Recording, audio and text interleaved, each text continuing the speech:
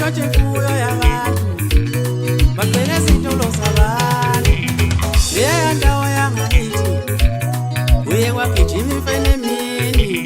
leya ndawo yangakithi kuye kwagijima imfene emini leya ndawo yangakithi bahlangana abantu leya ndawo yangakithi basikelani imfene leya ndawo yangakithi basikelani imfene leya ndawo yangakithi mina ngiyohlala eGalanta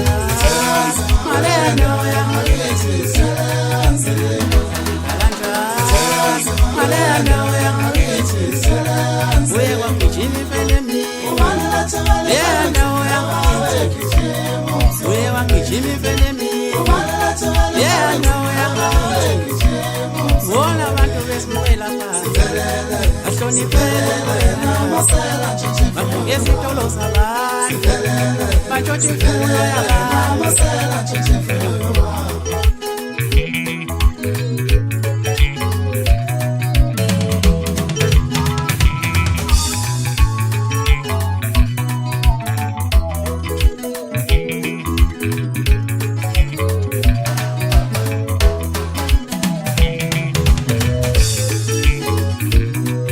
kwagijima imfene emini leya ndawo yangakithi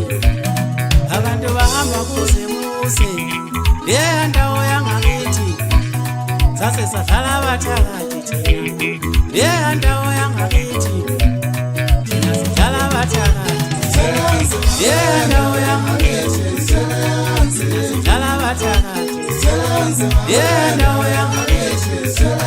kuye kwagijima imfene